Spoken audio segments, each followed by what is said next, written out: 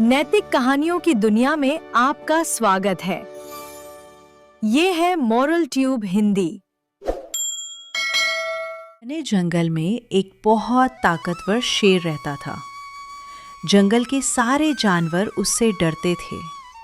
वो जब भी दहाड़ता पूरा जंगल कांप उठता। शेर को अपनी ताकत पर बहुत घमंड था। वो हमेशा सोचता था कि उससे बड़ा और शक्तिशाली कोई नहीं है। एक दिन दोपहर के समय शेर खाना खाकर एक बड़े पेड़ के नीचे आराम कर रहा था। ठंडी हवा चल रही थी और शेर गहरी नींद में सो गया। उसी पेड़ के पास एक छोटा सा चूहा रहता था। चूहा बहुत शरारती था। वो इधर उधर खेलते हुए अचानक शेर के ऊपर चढ़ गया। चूहा कभी पर दौड़ता, कभी उसकी गई। उसने गुस्से में अपने बड़े पंजे से चूहे को पकड़ लिया। शेर जोर से गरजा, तुम्हारी इतनी हिम्मत कि तुम जंगल के राजा की नींद खराब करो। अब मैं तुम्हें खा जाऊंगा। बेचारा चूहा डर से कांपने लगा। उसने हाथ जोड़कर कहा, महाराज, कृपया मुझे माफ कर दीजिए। मुझसे गलती हो गई। अगर आप आज मेरी जान बख्श देंगे तो शायद एक दिन मैं भी आपके काम आ सकूं। ये सुनकर शेर जोर जोर से हंसने लगा और कहा, तुम इतने छोटे से चूहे मेरी मदद करोगे? ये तो बहुत मजेदार बात है। लेकिन फिर भी शेर का दिल पिघल गया। उसने चूहे को छोड़ दिया और कहा, जाओ, आज मैं तुम्हें माफ करता हूँ। चूहा खुशी खुशी वहां से भाग गया। कुछ दिनों बाद जंगल में कुछ शिकारी आए। उन्होंने शेर को पकड़ने के लिए एक मजबूत जाल बिछाया। दुर्भाग्य से शेर उस जाल में फंस गया। उसने बहुत कोशिश की, लेकिन जाल से बाहर नहीं निकल पाया। शेर जोर जोर से दहाड़ने लगा। उसकी आवाज पूरे जंगल में गूंजने लगी। उसी समय वो छोटा चूहा वहां से गुजर रहा था। उसने शेर की आवाज पहचानी और तुरंत उसकी मदद के लिए दौड़ा। उसने देखा कि शेर जाल में फंसा हुआ है। चूहे ने कहा, महाराज, घबराइए मत, मैं अभी आपकी मदद करता हूँ। फिर चूहे ने अपने तेज दांतों से जाल की रस्सियों को काटना शुरू किया। वो लगातार मेहनत करता रहा। थोड़ी देर बाद जाल कट गया और शेर आजाद हो गया। शेर बहुत खुश हुआ। उसने प्यार से चूहे को धन्यवाद दिया और कहा, मुझे माफ कर दो। मैंने तुम्हें छोटा और कमजोर समझकर तुम्हारा मजाक उड़ाया था।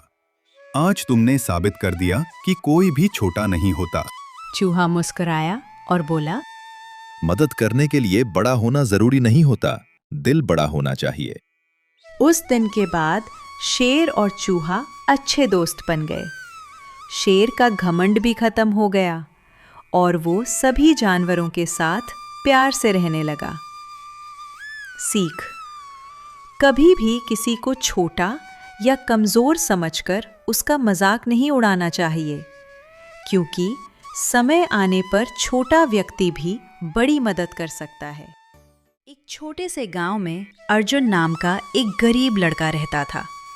वो अपनी माँ के साथ एक छोटी सी झोपड़ी में रहता था। अर्जुन बहुत मेहनती, दयालु और ईमानदार था।